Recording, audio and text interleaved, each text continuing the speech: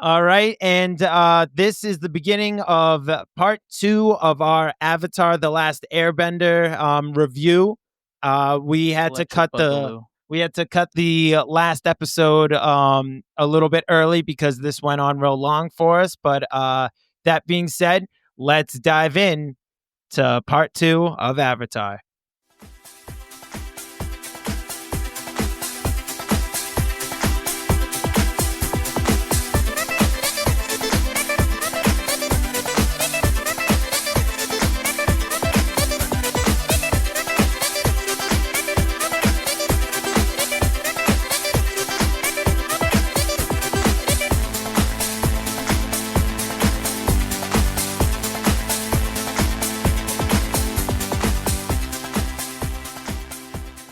Yeah, so you guys know something we like to do, pick our favorite episodes from each season.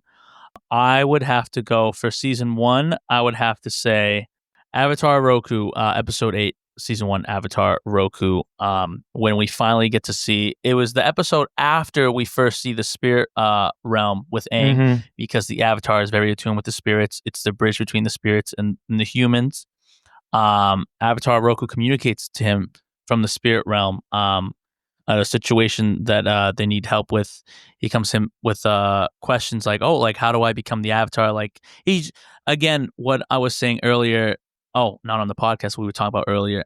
One of the things I love about Aang's character is, as a kid, you're watching another kid get thrust in such an important role, and that's why he ran away. He was so intimidated. He was so scared. Like, how do I have all this responsibility when I'm just 12 years old? So for avatars getting to look to their past lives, be like, what do I do? And Roku was such a good character. James Garrett did such a great job playing him. And towards the end of the episode, you see his spirit manifest to fight all the firebenders, including Commander Zhao, when they're at the fire temple during the summer solstice. And I thought that was a cool scene that really showed just how powerful the spirit realm was. I thought it was a great episode. What if I have questions? How will I talk to you? I am a part of you. When you need to talk to me again, you will find a way. A great danger awaits you at the temple. I can help you face the threat, but only if you are ready. I'm ready.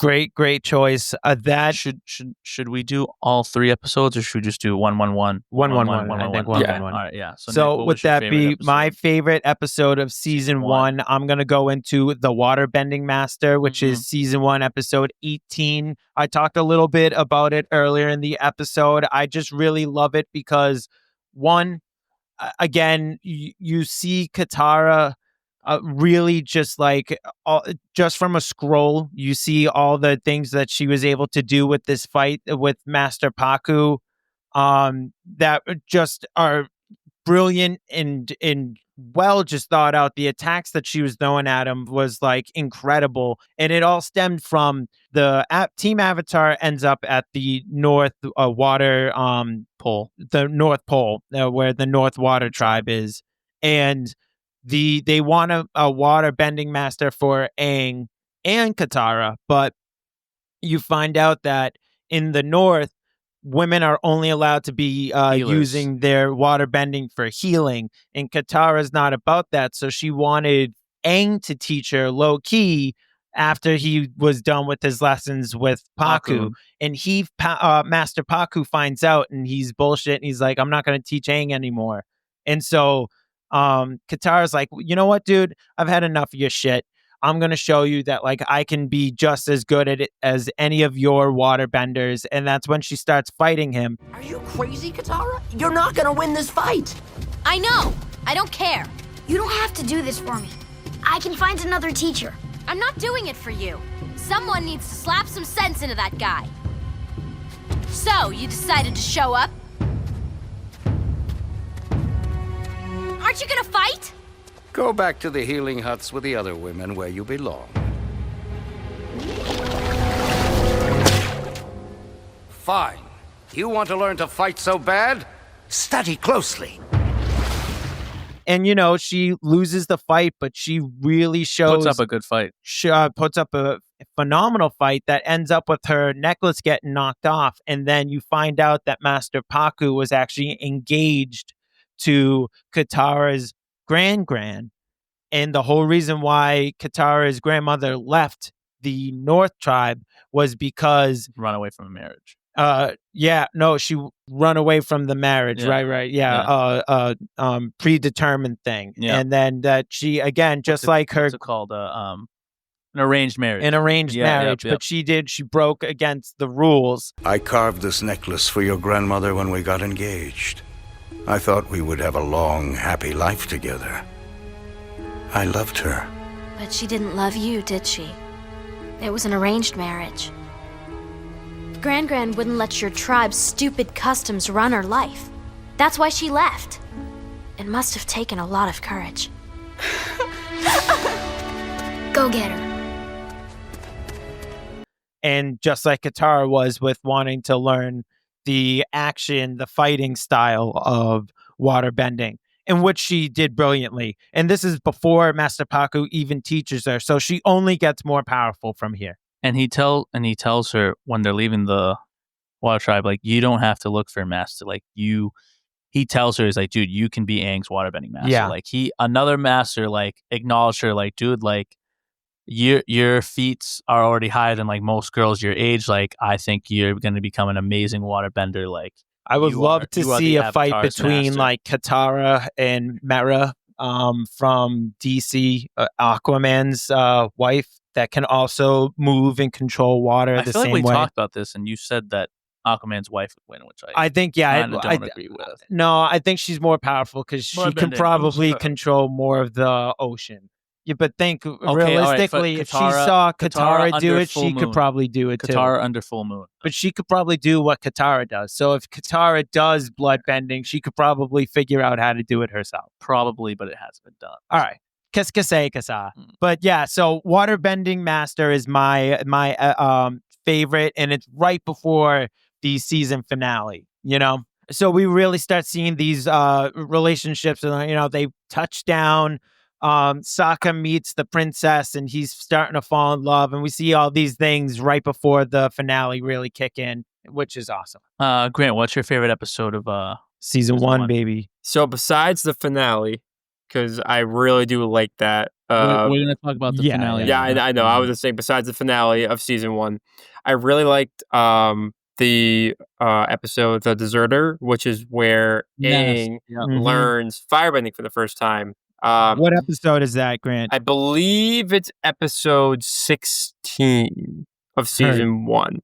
And, you know, at the beginning of the episode, he accidentally reveals his status that he is an avatar. He is the avatar at a festival. But long story short, Aang is brought, I believe, to his master, or not his master, the firebending master, Jiang, who is a firebending master who rejects the Fire Nation's ideals.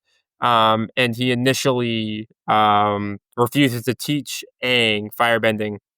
But due to a vision, Avatar Roku appears in this vision and concedes to teaching Aang the ways of firebending. And during his instruction, Aang was kind of like, you know, messing around. You know, Aang is a very happy-go-lucky guy. He's a kid, you know? Yeah, he's a 12. Kid. He likes to do stuff, and, you know, he accidentally burns Katara during the learning process and all that. And basically he vows to never firebend again. I did it! I made fire! Aang, that's great, but you should take it slow. Ugh, careful! Ah! Now that's firebending. Aang, you'll hurt yourself.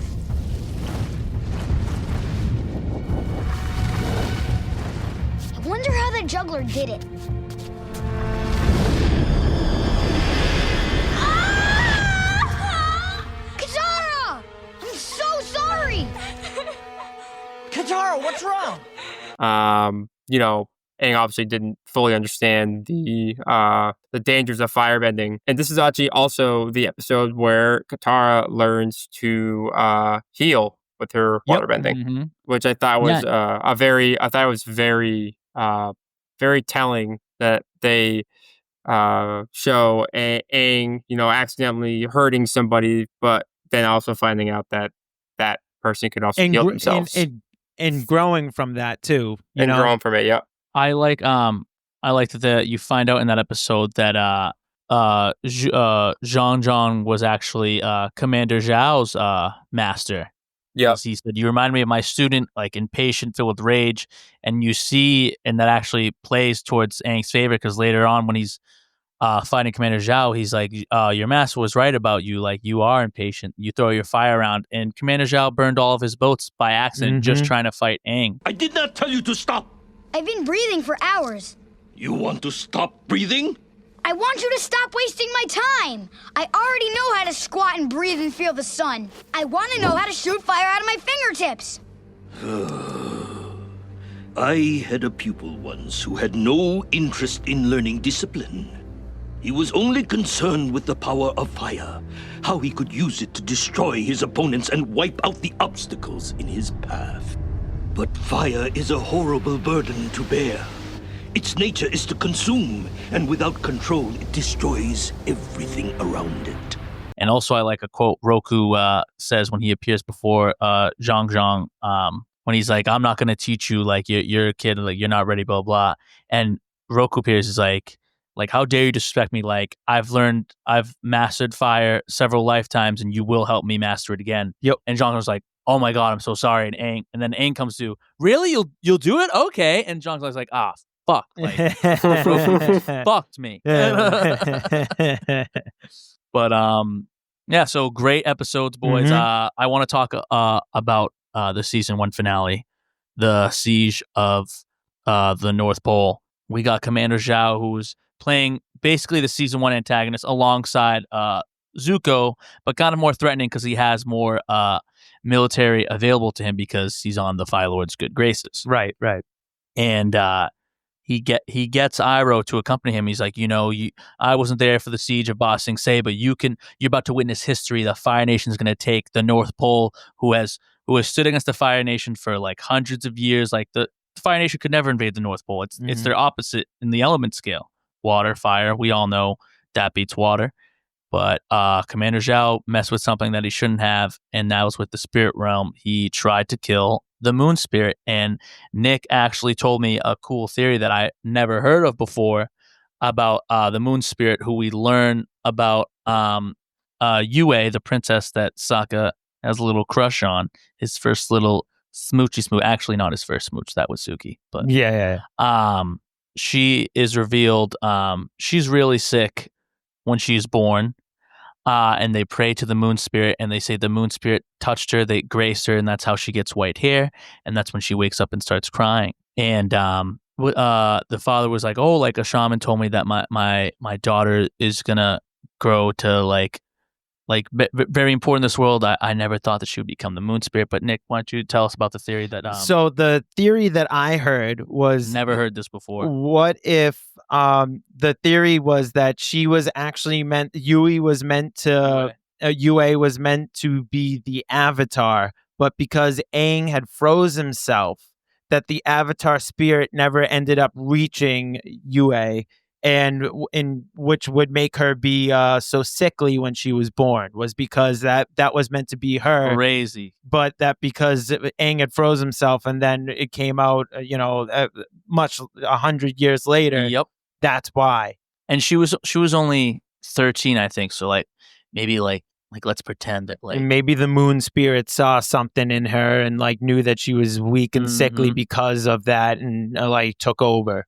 Yeah, I think it's because we know Korra, the next Avatar, is a waterbender, and she was born into the water tribe. Yes, so that would make sense of the spirit needing to go inside Yue, but hadn't passed on, just stuck in place, literally frozen in the bottom of the ocean, and Yue was almost a stillborn. So not a confirmed thing, but just definitely a fan theory that could quite possibly happen.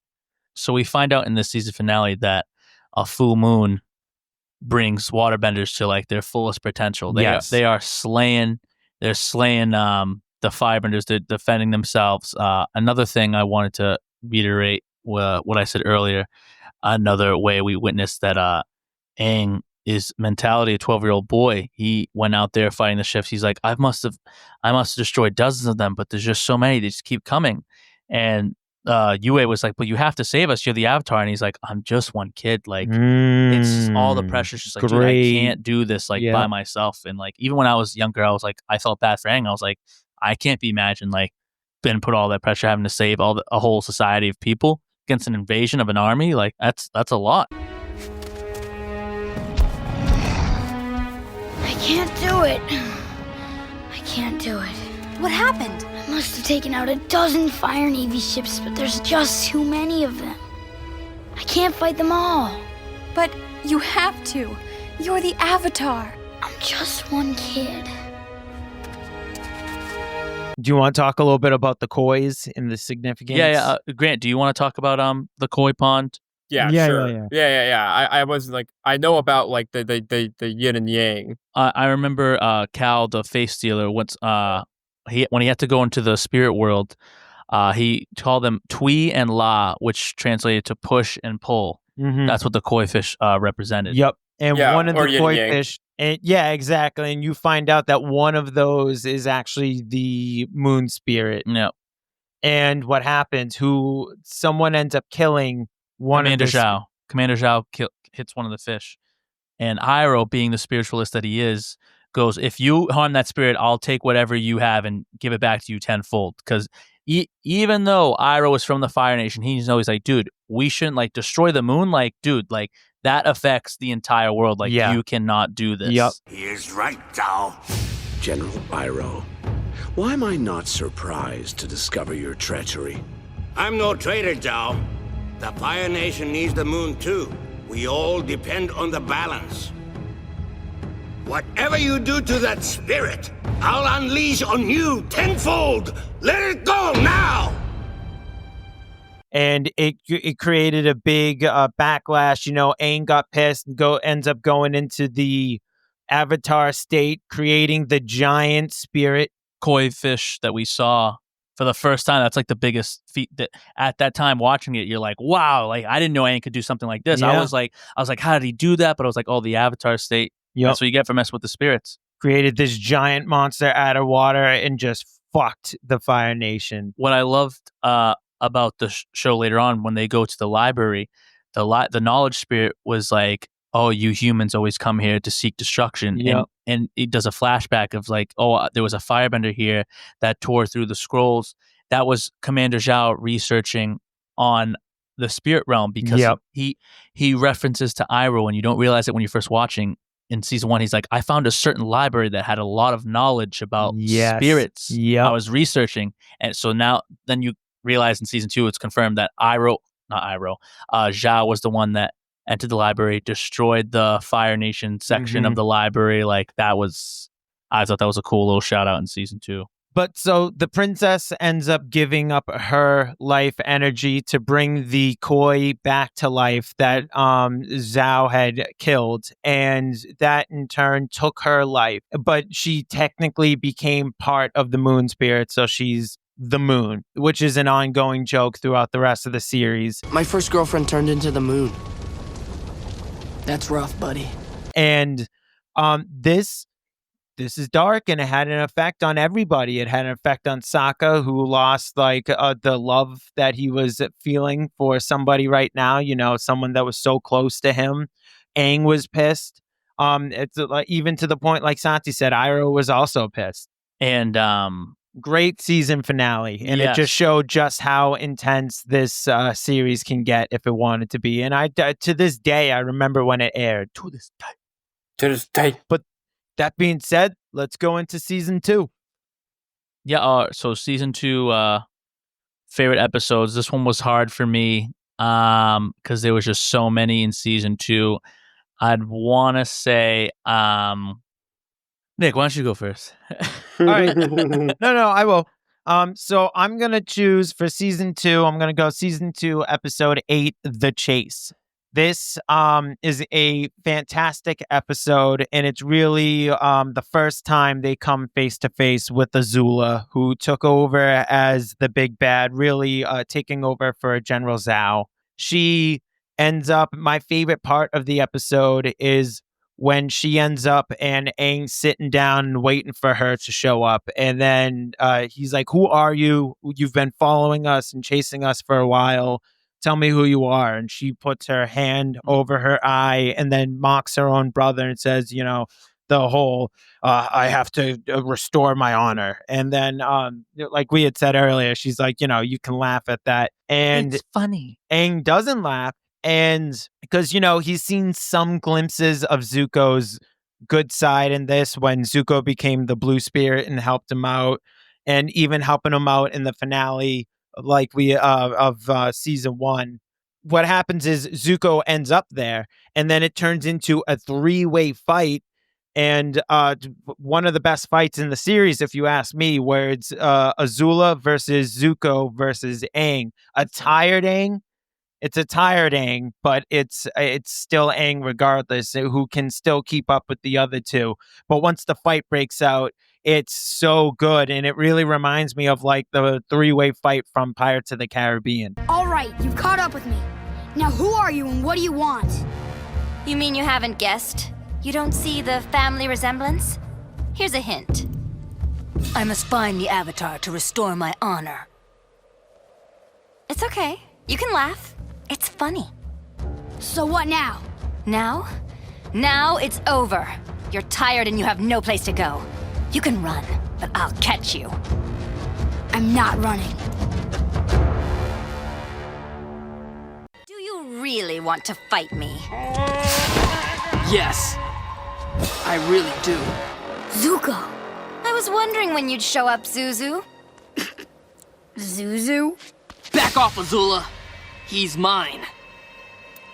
I'm not going anywhere.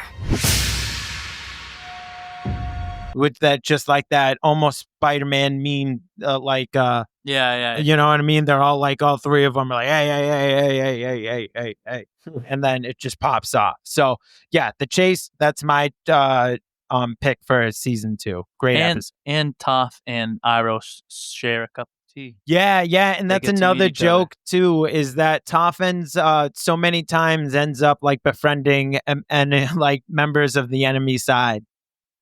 I wouldn't say so many times. I watched like a video I clip guess on the YouTube Boulder. where like people they spliced every time Toph made friends with the enemy. Yeah, I liked it. You really chose Azula's force in the show. Besides her first debut, with when she went to go capture Iroh and Zuko on the ship. Yeah, and one of her guards fucked up. They said, "Bring the prisoners aboard." I mean, this is like Aang's real first time meeting Azula, essentially. Like And we had they- met her before. They were on no sleep. Yeah. And still, Aang could put up a good fight against Azula, who was a stronger fighter than her brother. Mm-hmm. All right, so I'll go with my pick.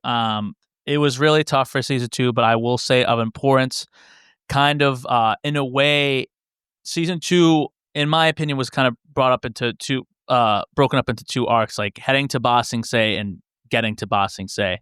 And the first episode they get there, besides the drill, which was amazing. It was really tough. The drill was dope, great episode, action-wise, but story-wise, I would say the City of Walls and Secrets, because that's when you truly realize the plan, the coup that's being developed by Long Fang, who was the Earth King's advisor. They get invited to see the Earth King, but they actually were invited by Long Fang because he's like, I know everything about my city. I just want to let you know, like, the king, there is no war in Ba Sing Se. The king doesn't know about the war. Oh my God. How have we not talked about that He yet? doesn't need to know about the war. There is no war in Ba Sing Se. Why won't you let us talk to the king? We have information that could defeat the Fire Nation. The Earth King has no time to get involved with political squabbles and the day-to-day minutiae of military activities. This could be the most important thing he's ever heard. What's most important to His Royal Majesty is maintaining the cultural heritage of Ba Sing Se. All his duties relate to issuing decrees on such matters. It's my job to oversee the rest of the city's resources, including the military. So the king is just a figurehead? He's your puppet. Oh, no. His Majesty is an icon, a god to his people. He can't sully his hands with the hourly changes of an endless war. But we found out about a solar eclipse that will leave the Fire Nation defenseless. You could lead an invasion. Enough! I don't want to hear your ridiculous plan. It is the strict policy of Ba Sing Se that the war not be mentioned within the walls. Constant news of an escalating war will throw the citizens of Ba Sing Se into a state of panic. And again, Clancy Brown just does such a good job at playing like the villainous, like Long Fang. As a kid, I didn't realize what his true motives were, but he was like literally manipulating the king, like because he could get whatever he wanted. He was in charge of the Dai Li, the Earth Kingdom's secret police, one of the strongest Earthbenders in the walls. Very similar to Lord of the Rings.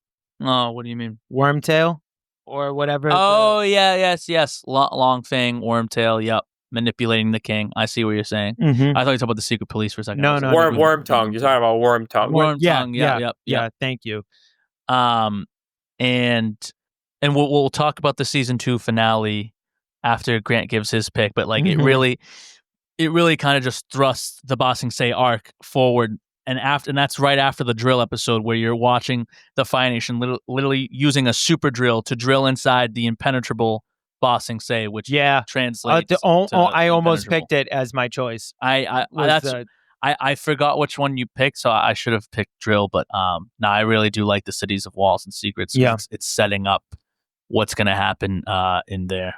So season 2 was a very, very, it was very, very hard for me to actually pick an episode, as you guys were saying, Ba Sing Se and the drill. But I landed on the Blind Bandit, obviously because of my love for Toph. Toph is an amazing character, and basically this episode starts off with Aang. Well, Aang.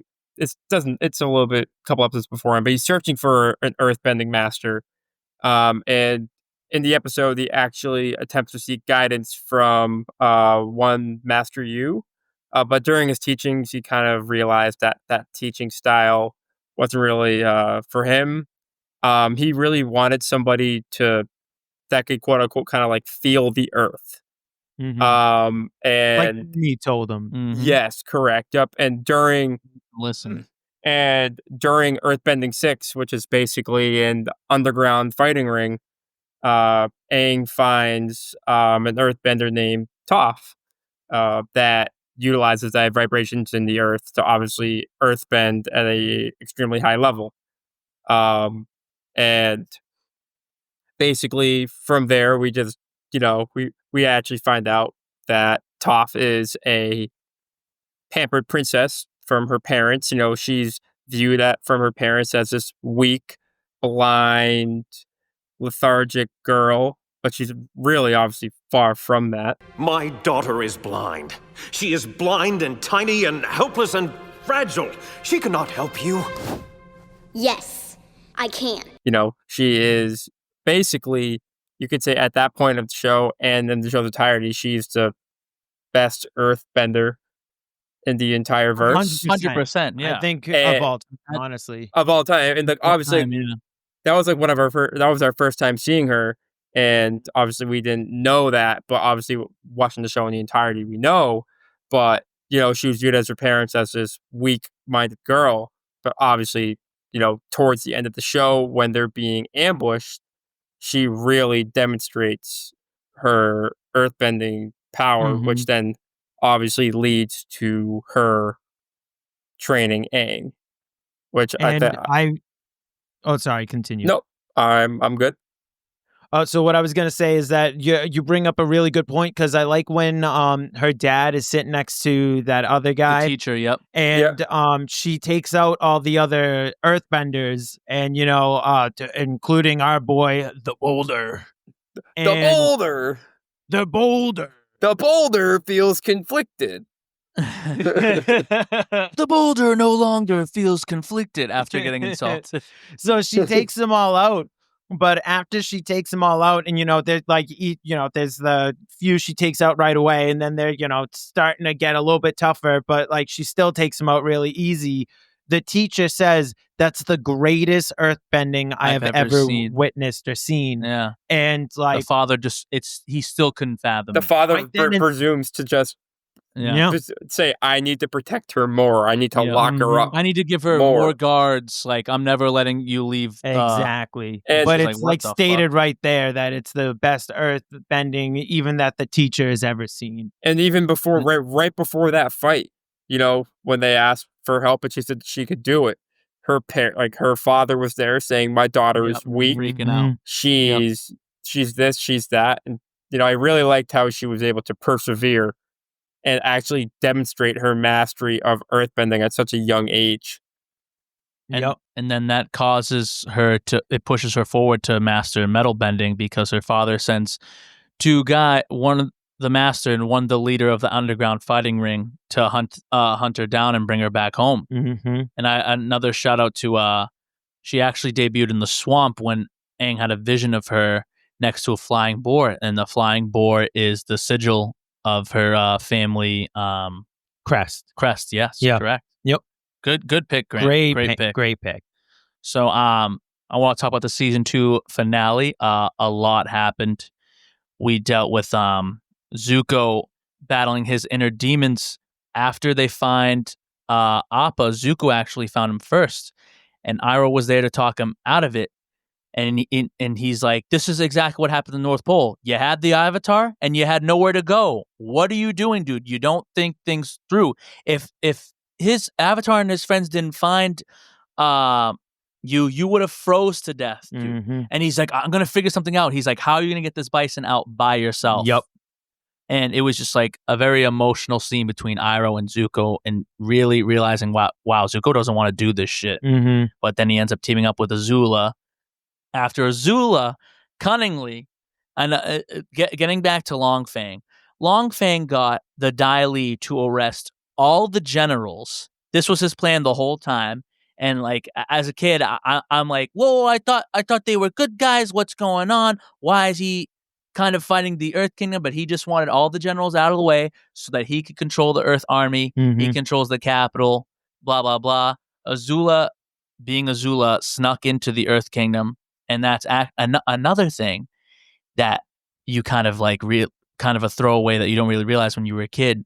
That's how she finds out about the invasion and goes back when she goes back to the Fire Nation, tells her father, because the Earth King, thinking that she was a Kyoshi warrior, was like, me and the Avatar are actually discussing about an invasion on the eclipse. How brilliant is that? And she's like, wow, like that's really cool. You don't Like, say. fuck, I gotta tell my dad. Yeah, you don't say, Bon Sing say. Yeah, exactly. They say, ain't no way in Ba Sing Se. There is no war in Ba Sing Se. Oh, man. And just for the season finale, too, I think, again, it ties everything well together. Like, we've seen all these different factions, whether it was Team Avatar or it was Zuko and Iroh, or even if it was Jet and his crew of bandits trying to also remake their life, and all of them form together and they have to fight this the Dai Long and the Dai Li. The Dai Li and Azula and everybody all at the same time. And again, we come to a crossroad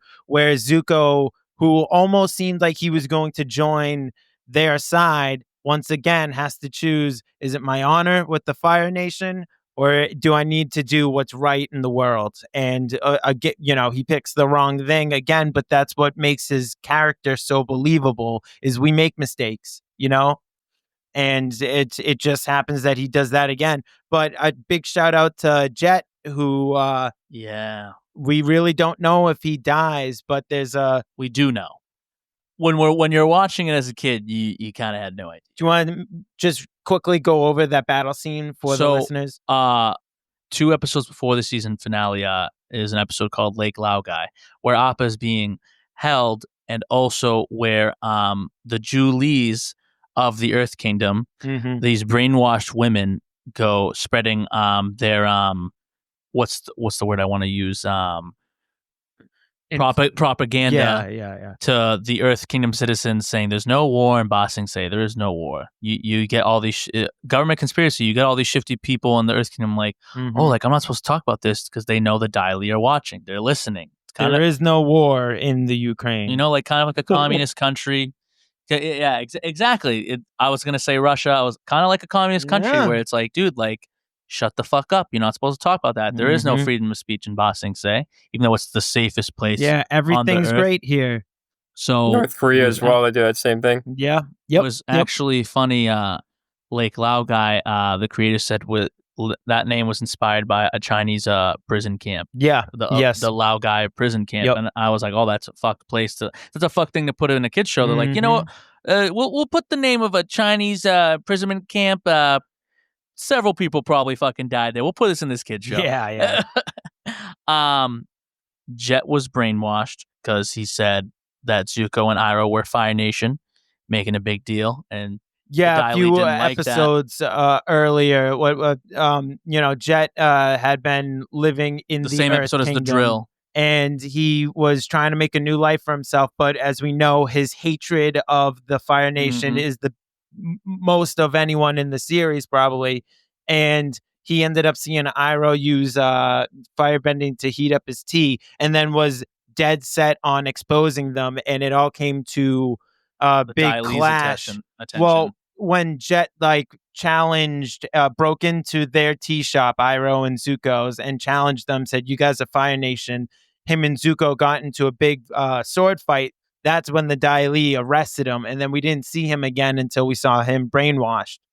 And the rest of his crew had teamed up with Team Avatar to get Jet out. So after they get the brainwashing out of Jet, that's where he does the ultimate sacrifice and ends up perishing in his fight. Taking a boulder to the chest. Yeah, which we assume probably crushed his chest and stuff. But there's something that Toph says that really kind of solidifies, does this or does this not happen? We got now that you mentioned that, with Toph feeling the vibration, she can tell when people are lying by feeling the earth.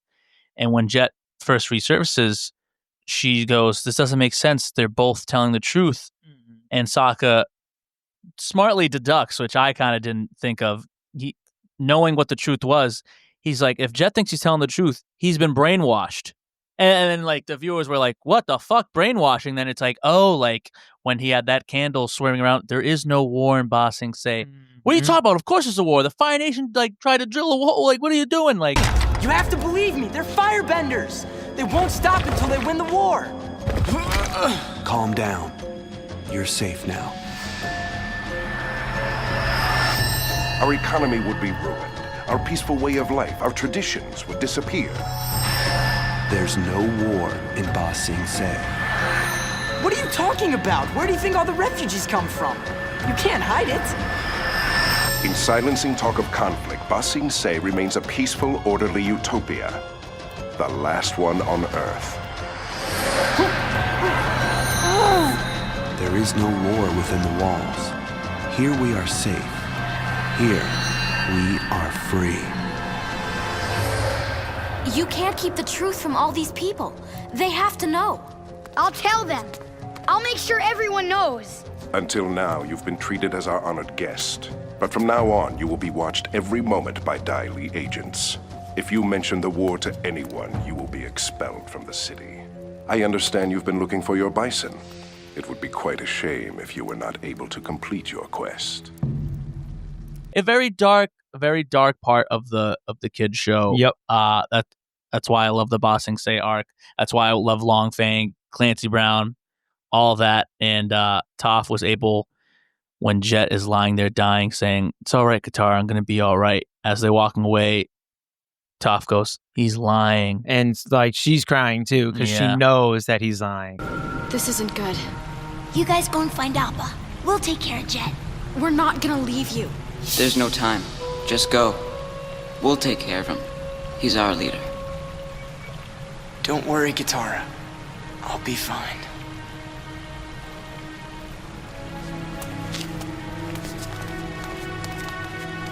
He's lying. and then we don't see what happens to him to a point. And when we're gonna get into season 3 now, but they make a joke about it when they watch the play about their own adventures. Back to the season finale. Another thing I liked about that is which we never saw before, earthbending. Since they were in an underground cavern under the city, they were bending crystallites. Like I was like, oh, this shit looks cool. At one point, Aang covers himself with a bunch of crystals and he's charging towards Azula. I was like, wow, this is cool. Shortly after leaving, there's a guru that finds Aang that's teaching him how to control the Avatar state. And going back to Grant, your favorite episode in season 1, when he burned Katara and he was trying to unlock all of his chakras. And he's like, we're going to talk about shame. What are you ashamed of? And he's like, I burned Katara. I'm never going to firebend again. And he's like, you are the Avatar. Therefore, you are a firebender. You are all the elements. That is a part of you. If you never firebend again, you're neglecting a part of yourself. Like, you'll never master the Avatar state if you're blocking your own chakra. And just as a kid, I thought that was a boring ass episode. But rewatching that as an adult, I was like, dude, there's a lot of truth to that. There's a lot of people that are standing in their own way. You're your own worst enemy. It's like, dude, you got a mental block. Like, you can't do something because you think you can't do it. You're ashamed of what happened in the past. So that was a good life lesson to give to kids that age, coming from an animated guru. Great series, man. And Aang died. Let's 100%. Talk about Aang. Yeah. Aang dies at the end of season 2. Yep. Azula strikes him, hits him with lightning as he's entering the Avatar state. And thank God, from the season 1 finale, thank God Katara had water from the spirit world to revive Aang because he literally was dying. And they had mentioned too that if you die in the Avatar state, they don't get reincarnated. That's the end of the Avatar line, which is surprising that no one has ever died in the Avatar state before. Whoa, dude! Don't knock on wood, bro. We don't want that to happen. Yeah, seriously. All right, so with that, wrapping that up, we'll move on to season 3. 3, baby. My favorite episode, I cried, very emotional episode, called The Southern Raiders, when Zuko helps Katara find his mother's murderer. You see a flashback of the day that she gets murdered. Okay, you don't see her get murdered because it's a kid's show. But the Southern Raiders, which is a Fire Nation squad, go to raid the South Pole. And they're looking for waterbenders. And the waterbenders, they're trickling down because the Fire Nations keep on taking them away. And Katara is the last waterbender. She's probably like 4 years old, maybe 3, maybe 5. And she's in there alone with her mother. And the mother's like, I'm the waterbender you want. And he goes, I'm sorry, we're not taking prisoners today. Now tell me, who is it? Who's the waterbender? There are no waterbenders here. The Fire Nation took them all away a long time ago. You're lying. My source says there's one waterbender left in the Southern Water Tribe. We're not leaving until we find the waterbender. If I tell you, do you promise to leave the rest of the village alone? It's me. Take me as your prisoner. I'm afraid I'm not taking prisoners today. Implying that she got murdered. Yep. And after Zuko, this is after Katara lashing out on Zuko every chance she could when he joined the team. And 2 or 3 separate times, she's like, you can bring my mother back if you think you're like it. I want you to bring she would anytime she would yell at Zuko, she'd bring up her mother, and Zuko comes to Sokka, which was a funny scene because Sokka's about to get down with Suki when Zuko walks in his tent. Oh, and he goes, hello there. And then he swallows a rose and he's like, Zuko, why would I expect anybody else? Suki, he's gone. You can come in now. Zuko's still there. Makes you wonder what they were planning. Some sexy time. Oh, well, they're teenagers. We're not promoting that. Yeah. They were going to read the Bible. Yeah, exactly. Hi, I'm Chris Hansen, Santi. Would you like to answer for your crime? Hey. We were kids when we watched this. It's okay. And her finally finding the killer. And she's like, she's like, do you recognize this necklace? Like, look at me, like really look at me. And he's like, oh, I do remember you. She's like, she wasn't the last water tribe. She wasn't the last waterbender. She was protecting the last waterbender that day. And he goes, what? Who? And she goes, me! She lied to you. She was protecting the last waterbender. What? Who? Me!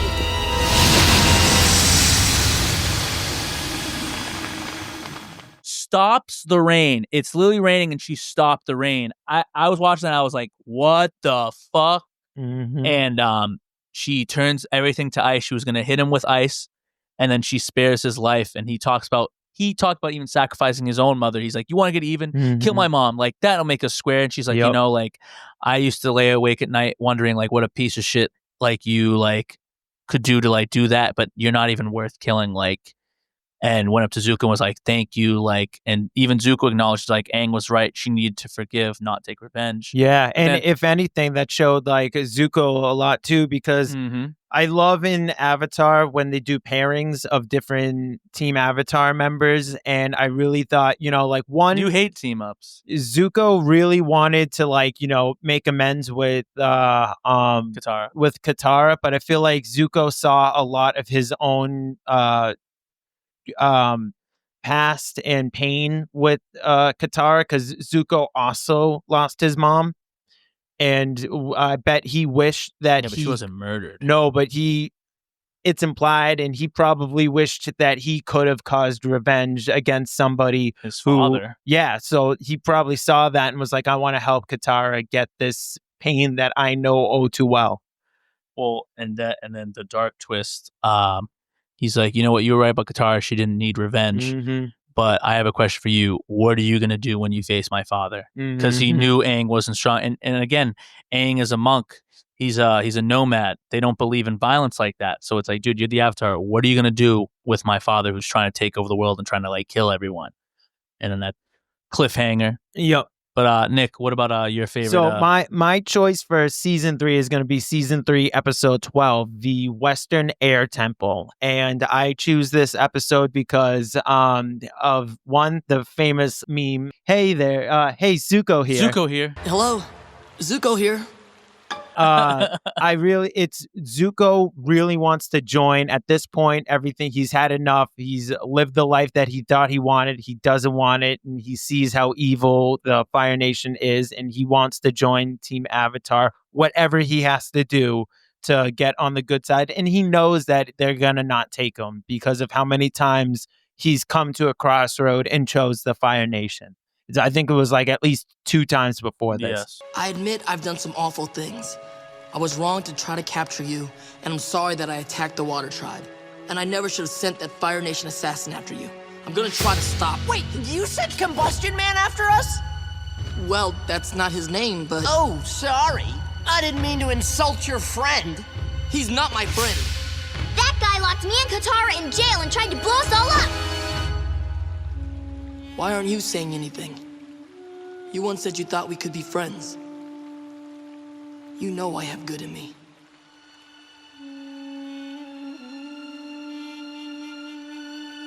There's no way we can trust you after everything you've done.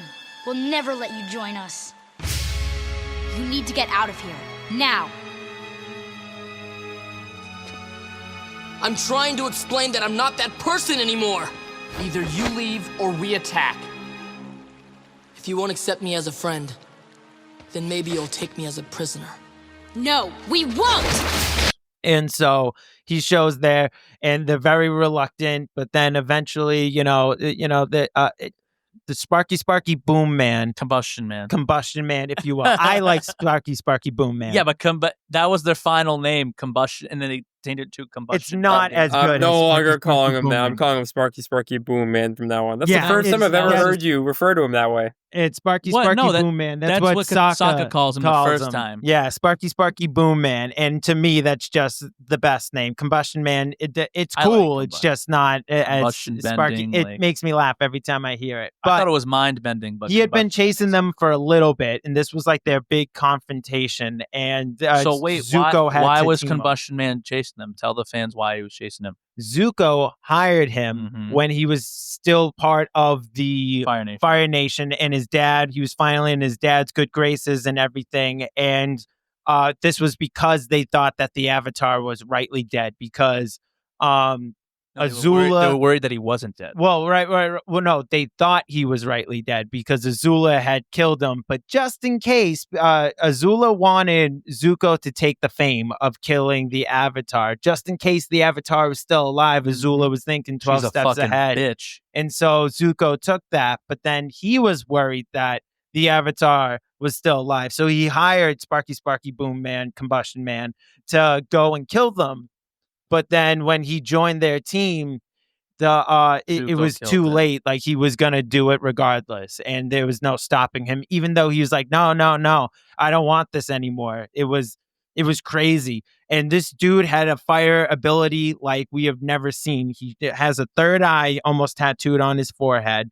And the combustion he would shoot out a combustion attack. He would do great in Fire Force, I think. That'd be cool. Yeah. So, they have to team up, and they work together to beat him. And it's Sokka with his trusty boomerang that causes the legit death of Combustion Man, because he hits him in the forehead. And then when he tries to use his attack, it blows back up on him, and we see his right hand come falling down, meaning his metal hand, that's the last we see of him, which clearly he killed himself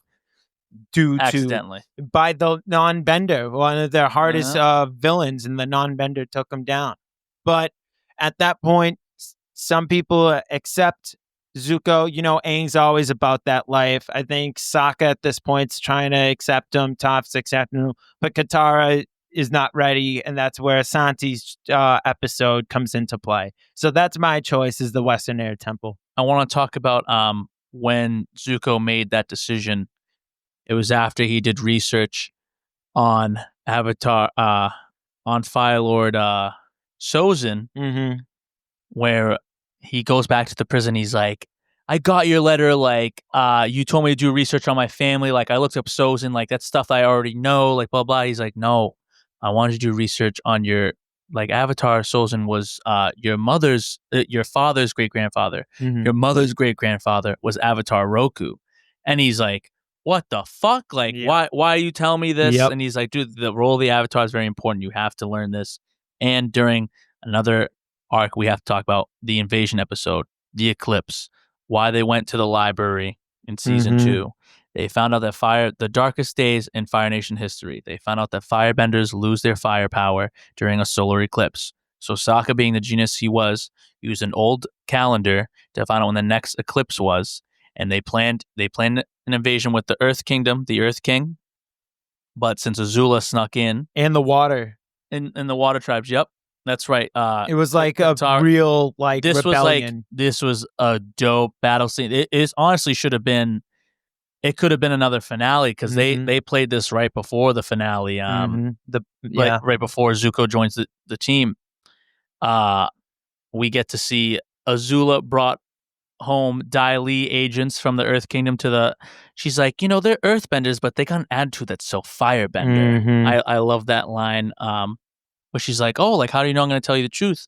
And Toph goes, well, I can tell you're lying. And she's like, okay, like, I'm a giant 3-legged bear, like, blah, blah, blah. And Toph goes, okay, I can't tell that you're lying. Yeah. She's a really good liar. Yep. But Zuko takes that time to go into his father's secret bunker and be like, I have to talk to you.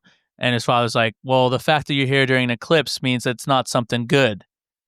Like, you can't fit. It's like, if you're brave, you'll stick around once the sun comes out. So he's like, don't you want to know what happened to your mother? And that makes Zuko stick around. He's like, it's not my destiny to defeat you. It's the Avatar's destiny. He's like, I know what my destiny is now. He's like, you sound just like your uncle. Yeah. And it shows growth, because he knows that it's not his job to take down his father. Powerful character growth right there. Yeah. After I leave here today, I'm gonna free Uncle Iroh from his prison, and I'm gonna beg for his forgiveness. He's the one who's been a real father to me. Oh, that's just beautiful. Maybe he can pass down to you the ways of tea and failure. But I've come to an even more important decision. I'm going to join the Avatar, and I'm going to help him defeat you. Really? Since you're a full-blown traitor now and you want me gone, why wait? I'm powerless. You've got your swords. Why don't you just do it now? Because I know my own destiny. Taking you down is the Avatar's destiny. And he could have killed him too when he deflected his lightning. Yeah. A Good. waterbending technique that Iroh invented. Yes. Yeah. And, Long live what Uncle would you Iroh. say to people? Literally. Amen. R.I.P. I would say my personal favorite of third season, besides the finale, would be The Beach. There is a Great lot episode. of amazing character development in this. Mhm. Like, this is kind of the last you see of Zuko being like a really angry Mhm. teenager. Mhm. So basically, you know, some people from the Fire Nation, like teenagers, to go and take a vacation. You know, we kind of learn about, you know, some of their inner demons and all that stuff, and basically tempers flare at a house party. Zuko, Azula's. Zuko, believe it or not, had a girlfriend at the time. I believe her name was Mai, and was Mhm. getting flirted with by I believe it was a Fire Nation general's son. He's So like, that, what are you that- doing? And he puts his fucking skater hair back. What are you doing? Stop talking to my girlfriend. yeah, so like, he kind of, you know, he got pretty upset and he Yeah, left. they're still teenagers, you know? Yep. It really shows that we're dealing with teenagers here that have teenage emotion. Yep. And eventually, you know, they all come down to a fire pit, and they're all sitting around the fire pit, and Zuko is saying, "I'm just mad. I'm mad at everything." And you know, everyone's asking him, "Who are you mad at? Why are you mad?" "I don't know who I'm mad at. I don't know why I am mad." And they keep pestering him, and eventually he just says, "I am mad at myself."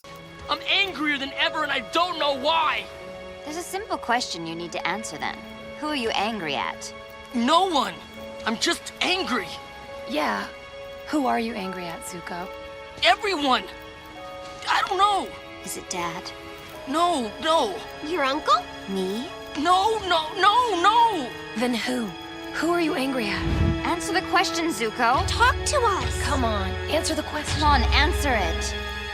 I'm angry at myself.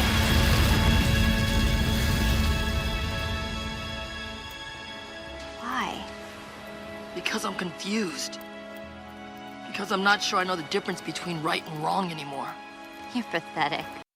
Mm-hmm. And you could see that in parallel throughout the entire show. He is mad at himself, you know, for not realize being it as a kid. Yep. And, you know, like, he was mad at himself for not being strong enough in the first couple of seasons to, you know, really stand up against, you know, the tyrannic evil that was Fire Lord Ozai and father. And so I really liked his character development in that episode.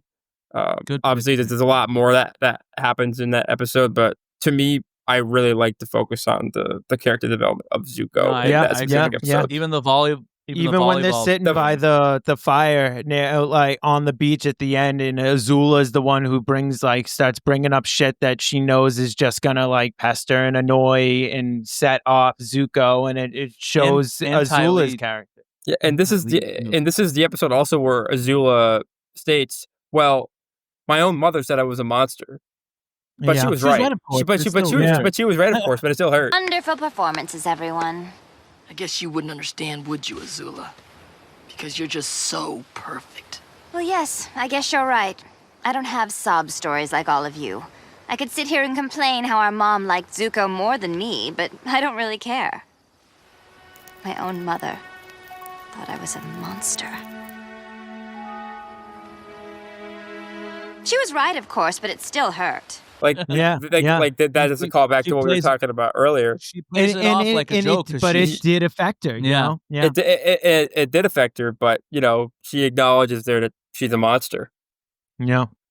Even Ty Lee, when she's like, "Oh, I was triplets. I had no identity." So she joined the circus just to find. She came from a rich family, but she decided to run away and join a circus just to find her identity because she felt like she wasn't seen by her parents, which is sad. But even I'm sorry. Continue.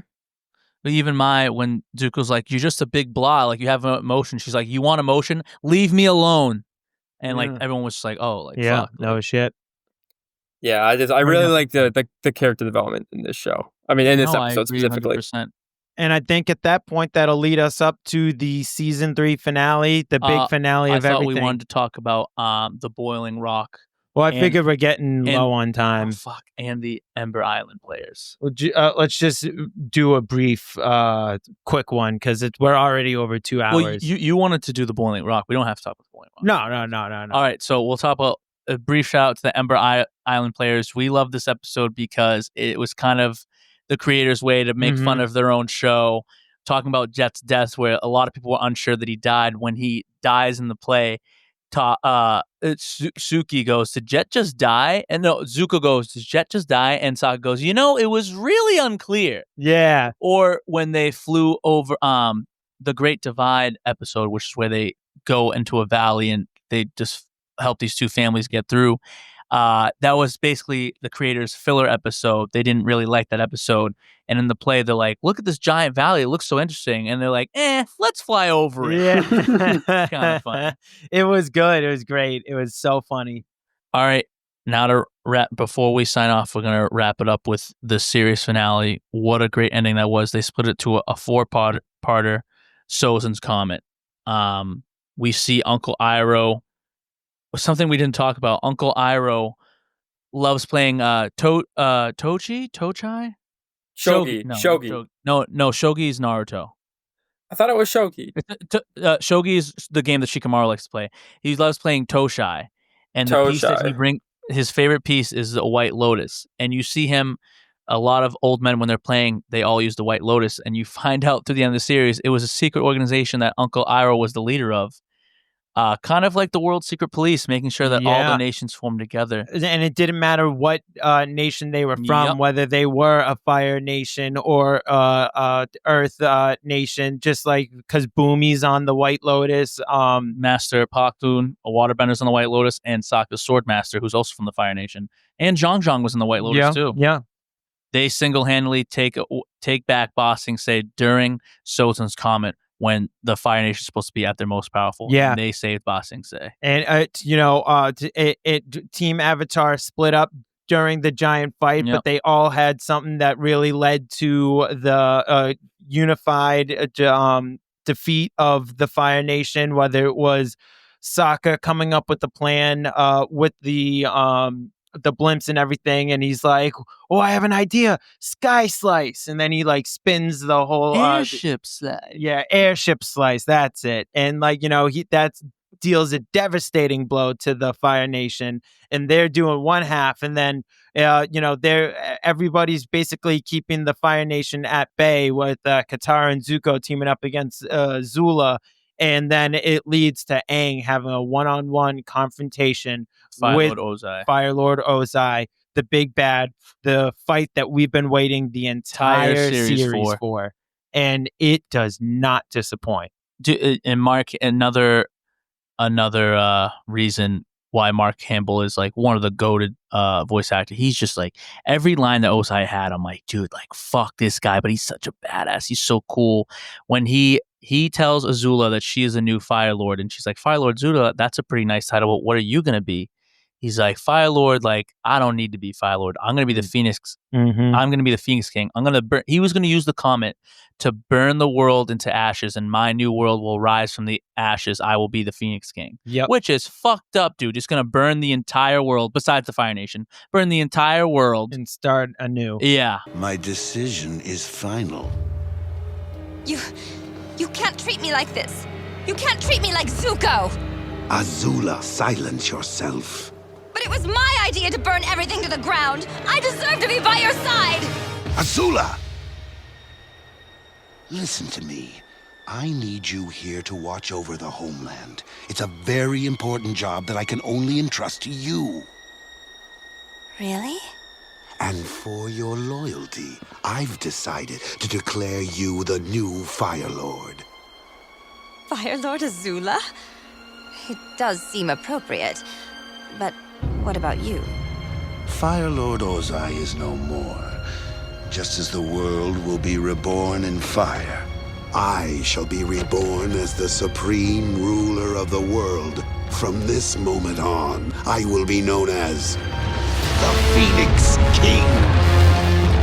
Like fucking crazy. Yeah. And right before he almost gives a killing blow to Aang, when he's like, you don't deserve to exist in this world. It's my world. He's like, you should die like the rest of your people.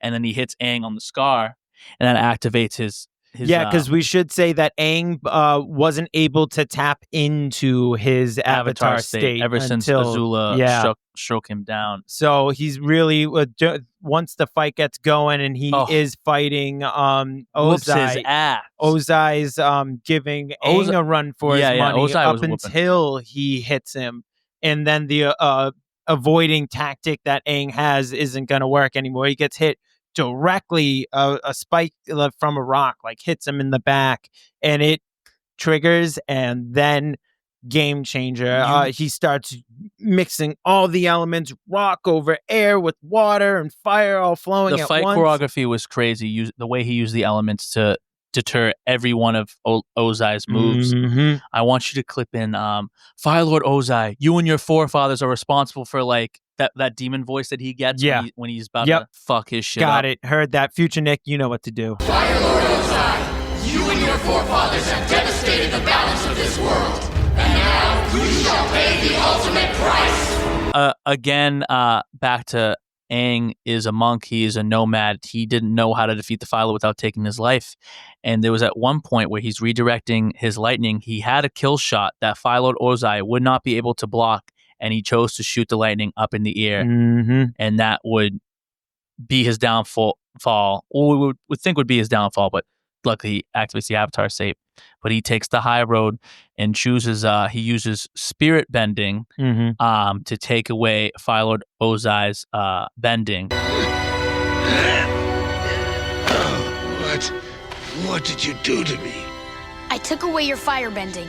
You can't use it to hurt or threaten anyone else ever again. Shout out to a meme that was created on the internet, my knees after 30, and it shows that scene. What did you do to me? And Aang goes, I took away your bending. Yeah. Shout out to me, who's over 30. We'll finish it off with what we were talking about. A lot of fans say this, and I tend to agree, how Zuko is like the pseudo avatar. While he's fighting Azula, he's using all air, earth, water, and fire techniques while fighting Azula. They're still fire techniques, but they're inspired from the other movements of martial other arts. nations. Azula is spinning around him, shooting him with fire, and he breakdance spins like an airbender would, deflecting all of her fire. She shoots a giant fireball at him. He breaks his stance with a fire, an earthbending technique, and when he redirects her lightning using a water style technique, just like his uncle taught him to respect all four elements, because we are one world. And we should mention too that throughout that fight too, all their fire now, once the eclipse was over, it got amplified. So all their the eclipse fire wasn't there.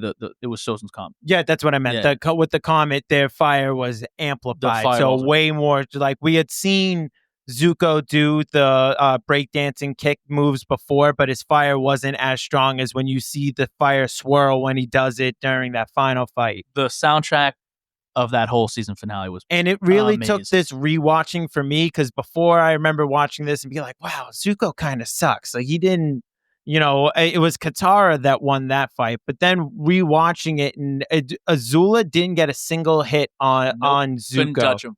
So I think even the only reason why Zuko got taken down was because he had to jump in the way of Katara. The lightning that Azula shot at Katara.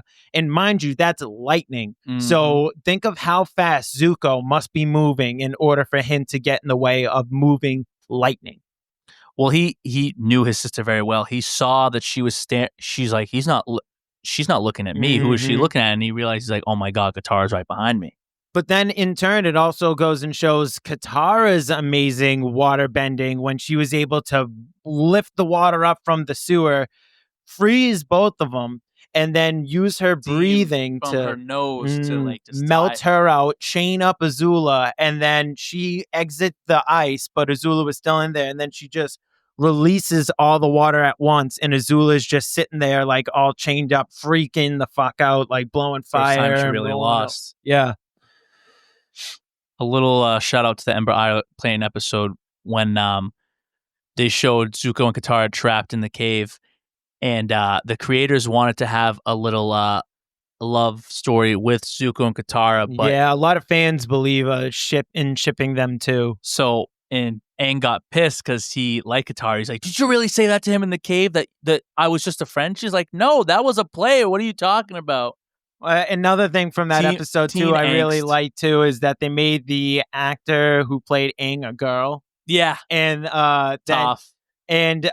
No, but it was there was one point where like Zuko, played by the Blue Spirit, goes and he releases My hero. My hero, and Zuko and Aang are both just sitting there like, oh my fucking god, dude.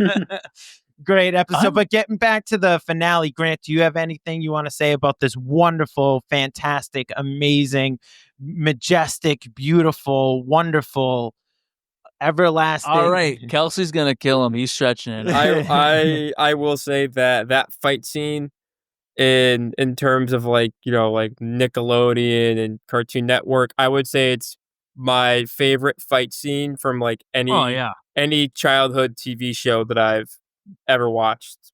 Yeah. Period. Yep. Yeah, You know, it the was way beautiful. the way that he was, you know, utilizing all four types of bending. He worked like we really didn't get to see him use them to that extent until that moment. Yeah. Which Yeah. it was phenomenal to see. Yeah, And- no, you're right, dude. And there was we got to see all of every member of Team Avatar. We got to see all their training, all the new tricks that they learned. You know, Toph went fucking ham and was showing her metal bending to Oh the my best God. of its ability, Yep. making the metal suit and Yeah, everything. wrapped a door around herself. Climbing up on the wall and then like jumping down and then knocking out all the guards. You know, we saw.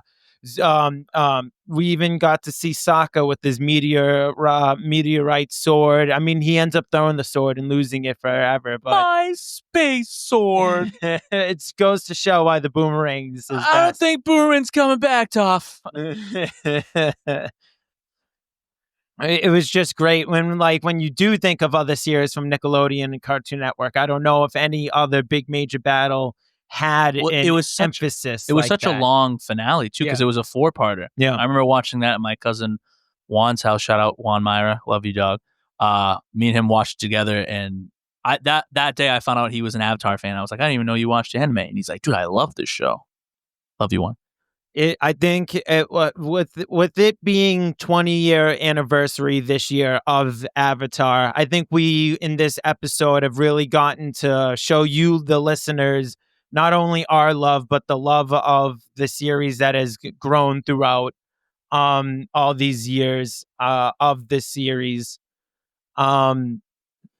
That being said, I think we've all picked A and A plus. I loved having this episode. It was my big return with the big major episode since the birth of my son, and Kelsey's been watching them. So shout out to my beautiful wife Kelsey, Little Nico, for watching Nico holding it down while we record this. Grant, thank you for coming on the show, buddy. We got more episodes with you in mind, dude. It's guys. We're doing so well with this. This is so much fun for us, and as you can hear, with our love of the shows that we review for you guys, it's gonna be another 2-parter. We're sorry, guys. We ramble on. Yeah, but that being said, thank you for joining us. Remember the 3 golden rules: fight pollution, save the planet, And as always, be good to yourself. Thank you to the fans keeping the show alive and keeping Avatar alive. Thank you, Nickelodeon. Thank you, Michael. Thank you, Brian. And Grant, thanks again for joining us today. Yep. And find us on Facebook. Find us on Instagram. We're on YouTube. We're on all podcast platforms. All right, guys. Thank you, and have a good night.